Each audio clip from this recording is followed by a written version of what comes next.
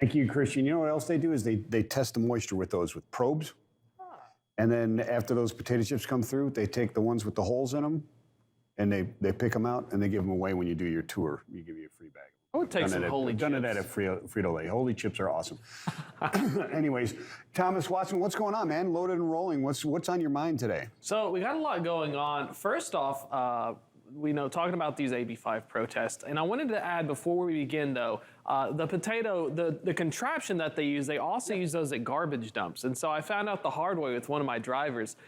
They were like, hey, what are they doing to my trailer? I was like, what do you mean what are they doing to my trailer? Sends me a picture, things all the way up on this ramp. And the problem was at least the reefer trailer has metal floors. The dry van trailer had wooden floors. So all the garbage I hauled from the upper Northeast that came out of this garbage chute ended up causing my trailer to smell for 2 weeks straight. Yeah, all the, like Humpty Dumpty, all the King's men couldn't put it back together again. Well, I couldn't put the smell out of that trailer. I got yelled at for a while. So, you live and you learn, but 85 protests. Yeah. Coming back around here, full circle. Interesting situation. Local affiliates, local news had picked it up around parts of the Port of Long Beach, Carson, California, other complexes, as well as Highway 110. And so basically it appeared that a bunch of drivers were just driving really slow. Yeah. Even slower by crazy LA traffic standards. And so roaming bans, from what the early reports say, of protesting truckers appear to be causing more traffic problems than usual in the Port of LA. If they want to have more of a fun time, they should try actually entering the Port of LA Long Beach. I had that before. Took a load out of Salt Lake City. It was potatoes, actually, or a farm. You literally drove up to the farm. So you think it's Salt Lake. It's really someplace south of it, but the broker lies on the load board, so it's really 100 miles south.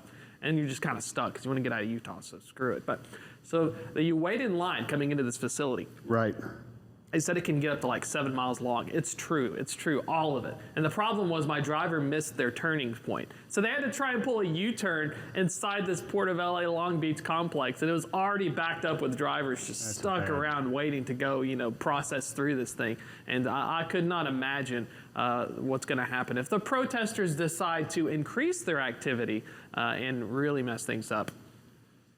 Yeah, I mean, it probably didn't have that much of an effect on the operations there in the port. In fact, that really wasn't their intention to do that. They just wanted to be heard. Yeah, right? They wanted to be heard. I mean, and I guess Oakland, was there any reports on Oakland? Because Oakland was going to do it, I thought, like next Monday, but then there was reports that they were going to start this week and do it for 5 days, to go straight through. So far, I haven't found that out yet. Maybe some affiliates probably by today will pick it up on the local. Yeah. But it seemed everything right now was because they had the really nice images in LA. It was, kind of like you said, the PR situation where you see these drivers just going really slow and a whole wall of traffic behind them. Yeah. And, there were some analysts that talked about the impact of it. And they say it could take upwards of a year for the state to kind of untangle this yarn of regulatory stuff, because a lot of these owner-ops and carriers, there's 70,000 of them, and it's really hard just to cite them.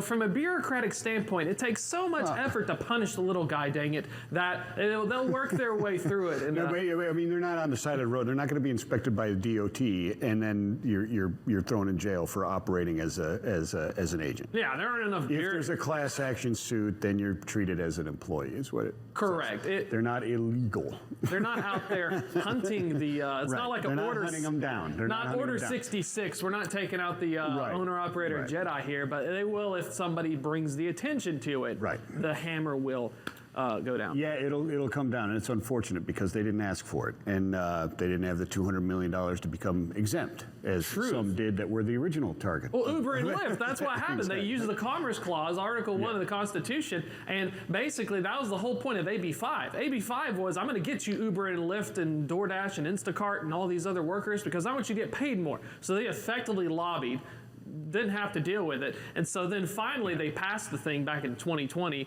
and they look at it and they go, oh, I guess it can apply to independent contractors. And then they're sitting around going, where's our lobbyists? Why didn't we? We didn't, well, yeah. I mean, you're talking about the little guys. They don't have their lobbyists up there doing that type of stuff. It's crazy. We got other stuff going on though too. We got the longshoremen, but we also have the railroads. We do. We have some rail workers. We're right now in the cooler, the railroads.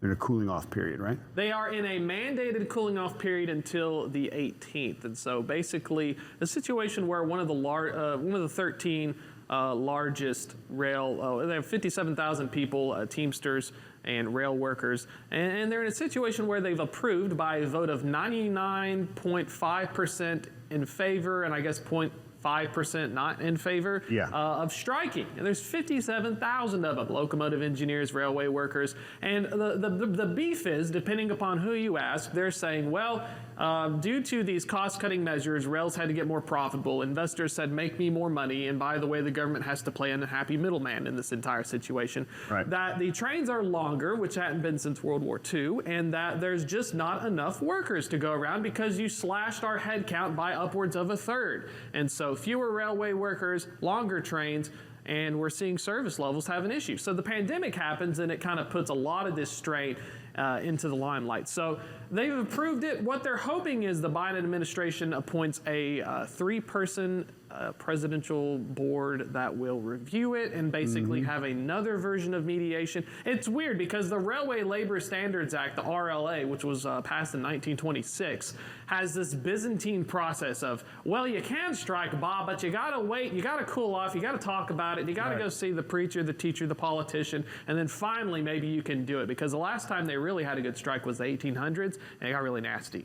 Yeah, it can get really nasty, and it's a good thing that we have these. I think you know, as you described the Byzantine process of it, I think it actually makes sense because it could really strangle the nation. Yeah, because the common carrier rules, and you know, we've reported on FreightWaves earlier about agriculture having problems getting things shipped. I reported about urea shortages in DEF because the rail provides them with the raw material. Right. The feed that the folks are using for their cows and stuff is also transported by rail. So, I mean, there are some high risks here. If they do decide to strike on the 18th, if we cannot reach an agreement and there is more stoppage, rail service levels were crap to begin with, but, you know, there could be a rippling cascading effect across swaths of the overall economy. As we run out of feed for our cattle, we cannot transport our raw materials across the country, and other apocalyptic you know, things may be heralded if you're at least a farmer in this instance. There could be some major issues. What's the likelihood we navigate through all three of these issues unscathed? Likelihood right now, I'm thinking follow the money. There's a lot of people who want to get things moving here.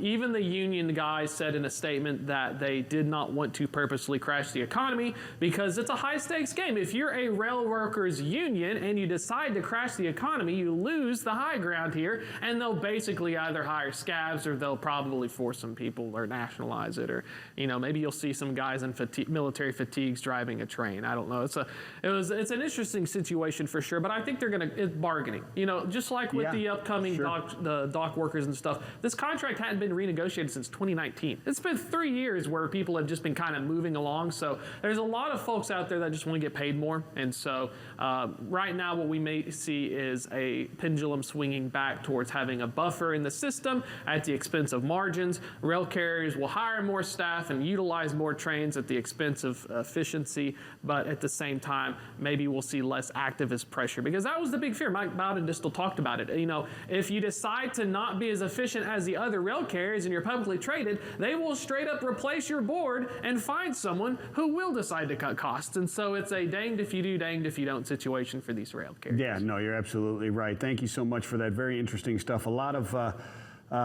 things to keep your eye on right now, especially in logistics. No doubt about it. A difficult season. Right now, I'm going to toss it to a quick break, and we'll be right back.